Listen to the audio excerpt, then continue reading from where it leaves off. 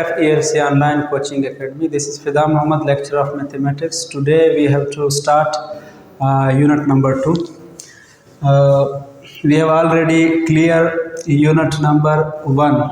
Today we have to start numbers, types of numbers and its classification. Exercise 2.1 says that ये हमारे पास मुख्तलिफ numbers दिए गए हैं, इनके मुख्तलिफ टाइप्स हैं। सवाल में क्वेश्चन नंबर 1 में पूछ रहा है कि इन नंबरों में कौन से नंबर होल नंबर्स में आते हैं। तो होल नंबर तमाम वो नंबर्स हैं जो ज़ीरो से स्टार्ट होते हैं, 0, 1, 2, 3, 4। उनको हम W से रिप्रेजेंट करते हैं। W का मतलब है होल नंबर्स।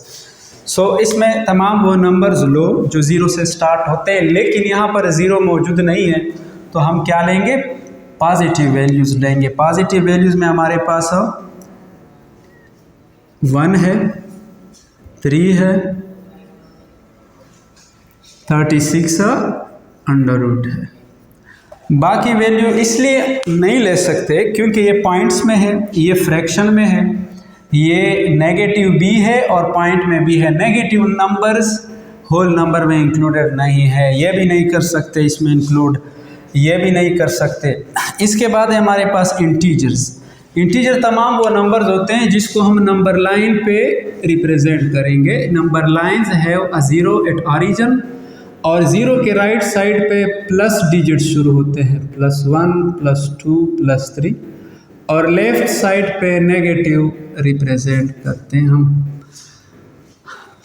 अच्छा, इसमें फ्रैक्शनल नंबर्स भी, मतलब 0 और 1 के बीच में अगर 1/2 आ रहा है तो वो भी पॉजिटिव इंटीजर में शामिल है। इसी तरह अगर इस रीजन में -1/2 आ रहा है तो वो भी नेगेटिव इंटीजर में शामिल है। इन तमाम नंबर्स को हम Z से रिप्रेजेंट करते हैं, यानी इंटीजर्स।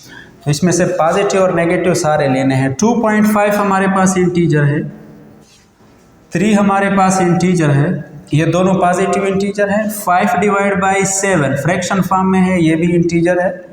-1.96, 36 अंडर रूट से क्या आता है, 6 आता है, ठीक है। और -7/6 भी इंटीजर्स में आता है। अंडर रूट हम √3 इसलिए नहीं लिखेंगे क्योंकि ये इरेशनल नंबर है। ये पॉइंट्स के बाद इनकी टर्मिनेशन ख़त्म नहीं होती, टर्मिनेट नहीं होता, यानी पॉइंट्स के बाद चलता रहता है। आप जितने भी कैलकुलेशन करें ये कभी भी √3 को ख़त्म नहीं कर सकते। हम इसको इंक्लूड नहीं करेंगे। -9, 1, √7 भी हमारे पास इरेशनल नंबर में आता है। -14 भी इसलिए आता है कि -14 को अगर हम स्प्लिट करें तो इसे आ जाएगा 2 × 7। तो ये दोनों नंबर यानी -2 अंडर रूट और 7 अंडर रूट, ये भी इरेशनल में आता है, ये भी इरेशनल में आता है, इसको हम इंक्लूड नहीं करेंगे। अच्छा, पाई जो है वो भी इरेशनल नंबर है, लिहाजा ये हमारे पास है इंटीजर्स। इसमें पॉजिटिव भी है, नेगेटिव इंटीजर्स भी हैं। इसके बाद है हमारे पास इरेशनल नंबर। इरेशनल नंबर्स की डिफिनीशन ये है, ऐसे नंबर्स जिनको जब हम डिवाइड करते हैं तो उससे डिवीज़न में एक ख़ास वैल्यू नहीं आती। जैसे पाई बराबर है 22/7। अब मैं इसको डिवाइड करना चाहता हूँ, 22/7, 3 7 21, 22 से 21 निकालो, 1 आ जाएगा, इशारा लगाओ 0, 1 7 7, 3 इशारा लगा हुआ है, 0 पुट कर दो, 4 7 22, इसे हमारे पास 2 आएगा, 2 7 14, 6 आएगा, 0 लगाओ,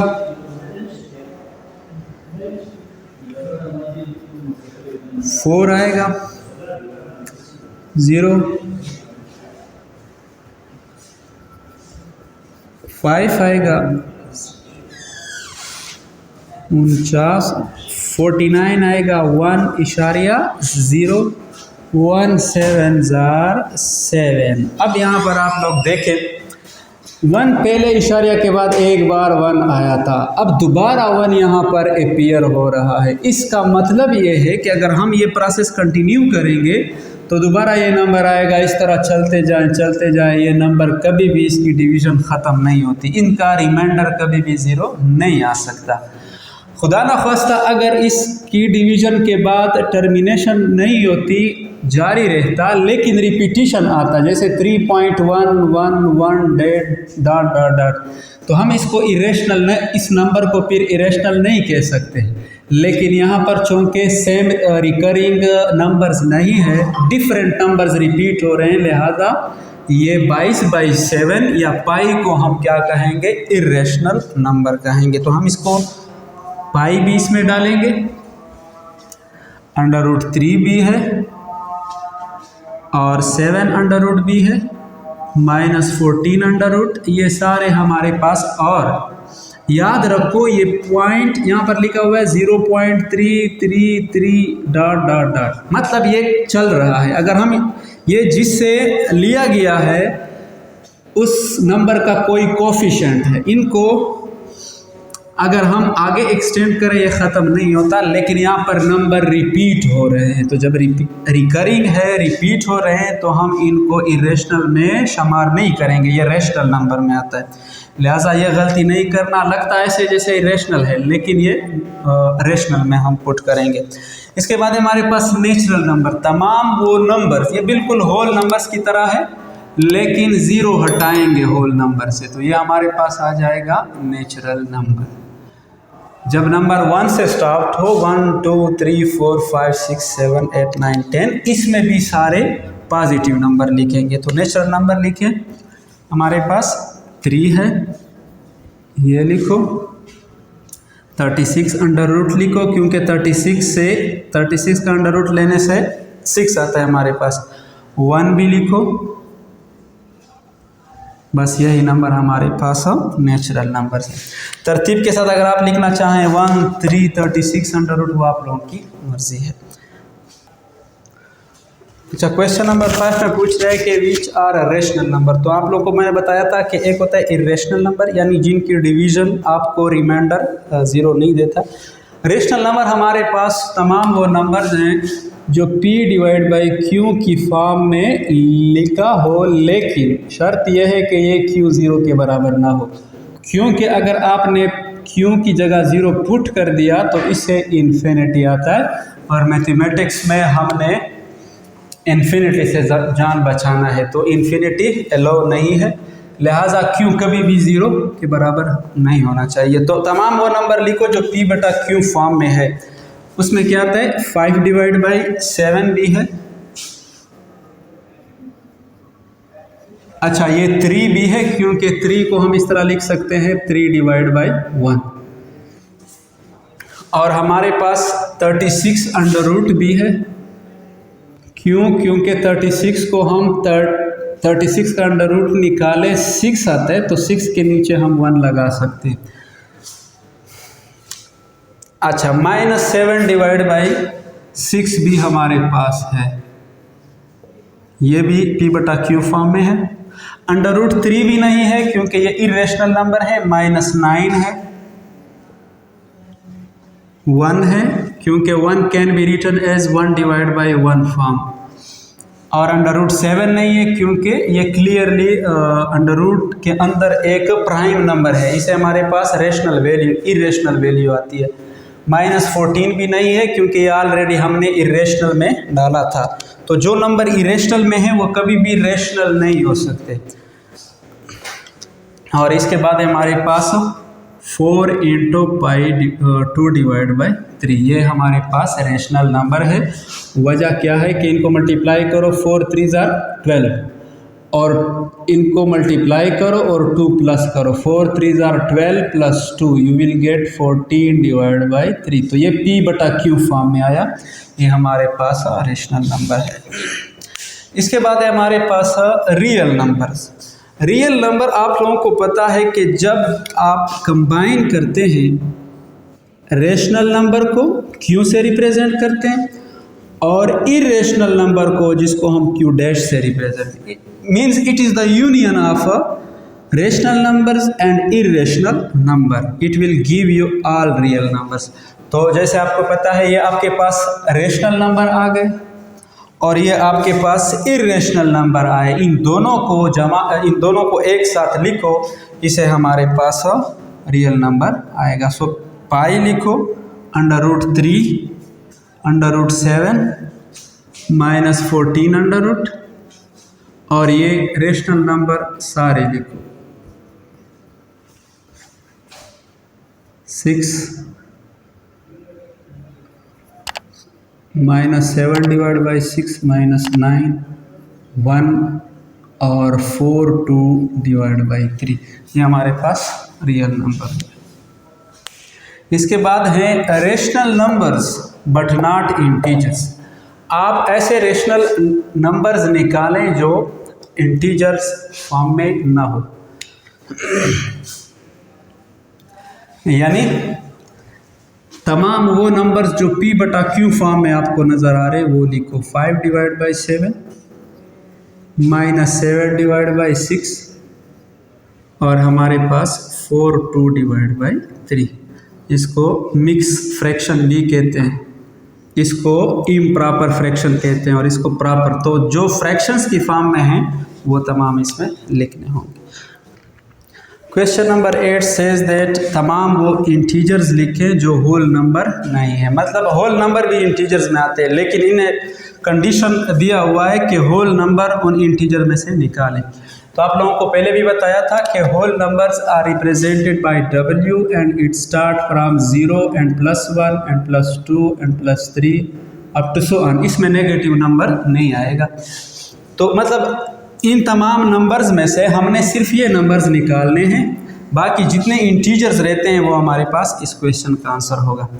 पहले इंटीजर इसमें ढूंढे। इंटीजर हमारे पास क्या है 2.5 है।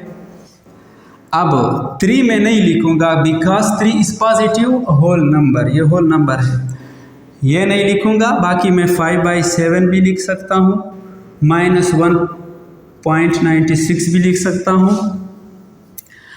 36 अंडर रूट इसलिए नहीं लिखूंगा कि when we take under root of 36 we get 6 और इसमें 6 इंक्लूडेड हैं, तो 6 को भी निकालेंगे इसे, ये भी नहीं आएगा। -7 / 6 लिख सकते हैं, -9 लिख सकते हैं क्योंकि -9 नेगेटिव नंबर है और होल नंबर में नेगेटिव नंबर मौजूद नहीं है। 1 भी नहीं लिख सकते because 1 belong to whole number. So बाकी हमारे पास जो है और 4 × 2/3 भी लिख सकते हैं, 0.33 भी लिख सकते हैं। ये हमारे पास तमाम वो इंटीजर्स हैं जो होल नंबर नहीं है।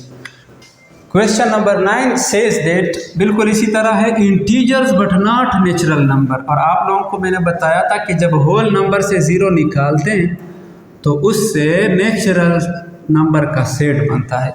तो मतलब इन तमाम इंटीजर्स में जहाँ पर इंटीजर्स है उनसे नेचुरल नंबर्स निकालें, तो तकरीबन वो एग्जैक्टली ये सेम आता है। 2.5 5 / 7 -1.9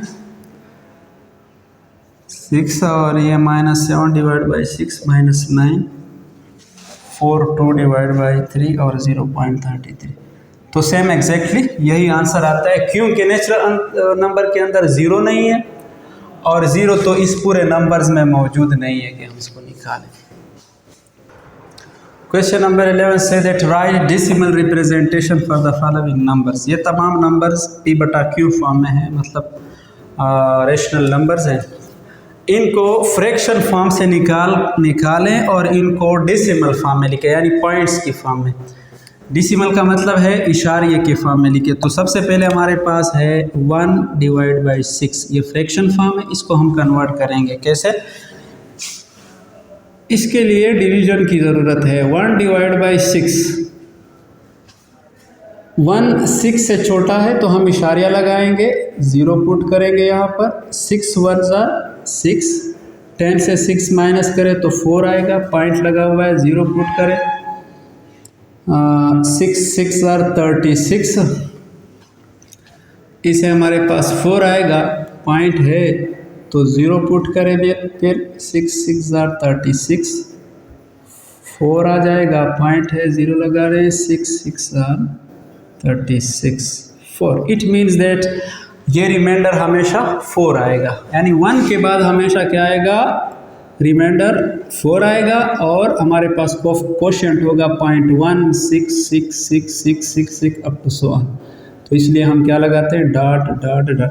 इसको हम कहते हैं कि ये कोशेंट रिकर हो रहा है। रिकर का मतलब है इसमें ये 6 रिपीट हो रहा है, तो हम इसको लिख सकते हैं 0.1666 डॉट डॉट डॉट, यानी मिनिमम 3 डॉट्स लगाने चाहिए।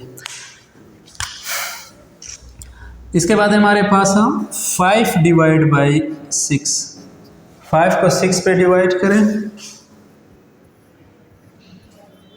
0.0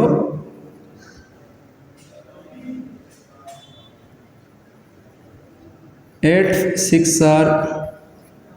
48, 2 आ जाएगा, 0.0 3 6 18, 2 पॉइंट लगा हुआ है 0,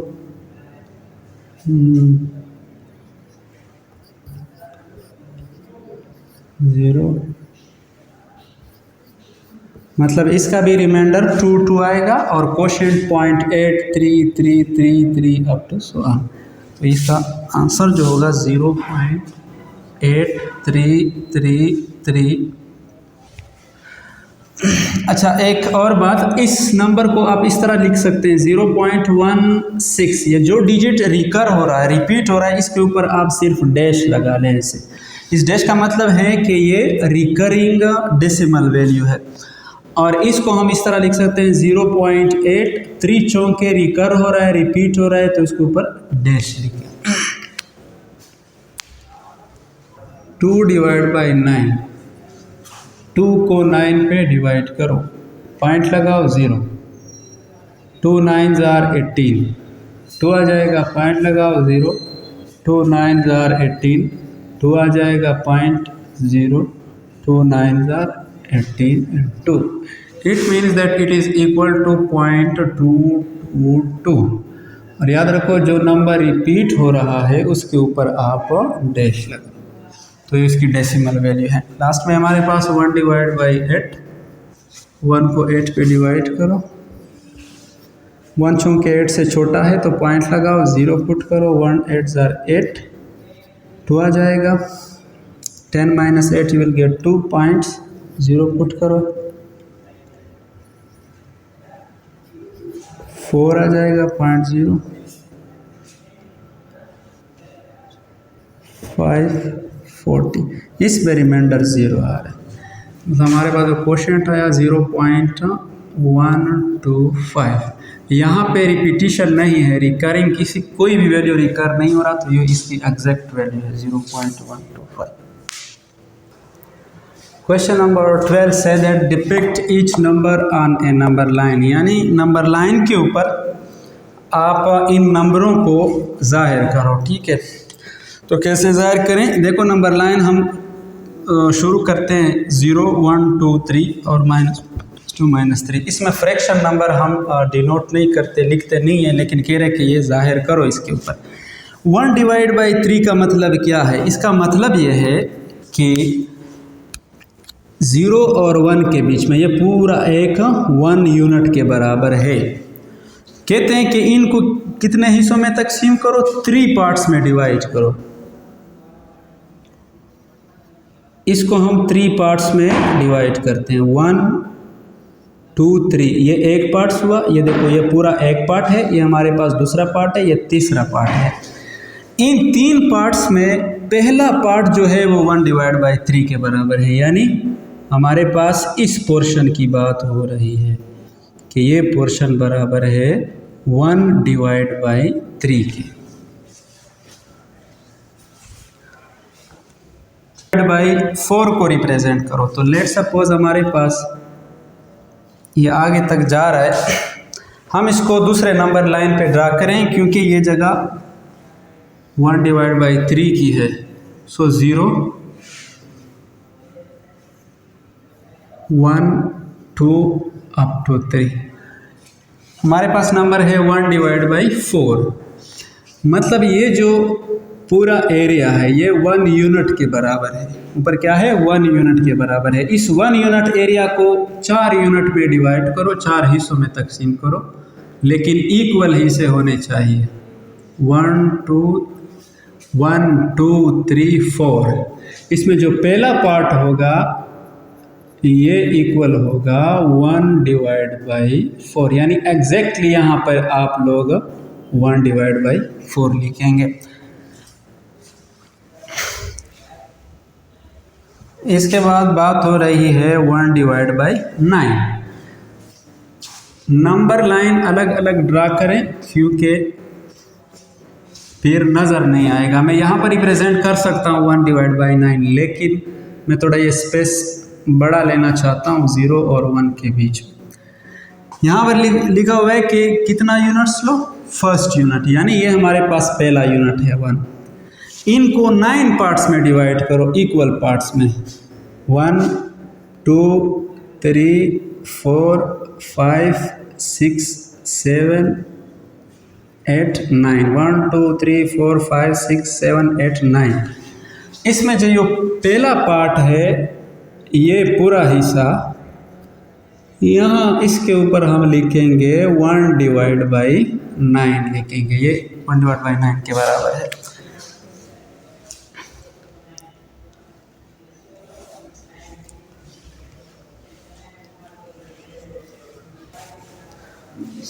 So the last number is 1/10. 1/10 fraction form में है, हम इसको रिप्रेजेंट करेंगे नंबर लाइन के।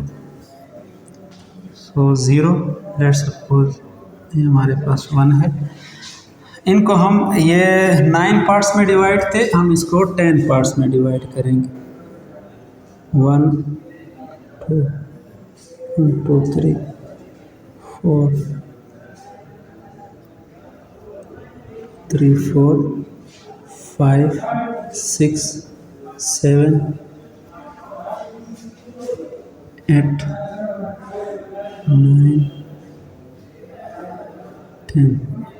1 2 3 4 5 6 7 8 9 10। तो इसमें जो फर्स्ट पोर्शन है यहाँ पर हम लिखेंगे 1/10, यानी ये पोर्शन 1/10 के बराबर है। Thanks for watching me. We will meet you in next class.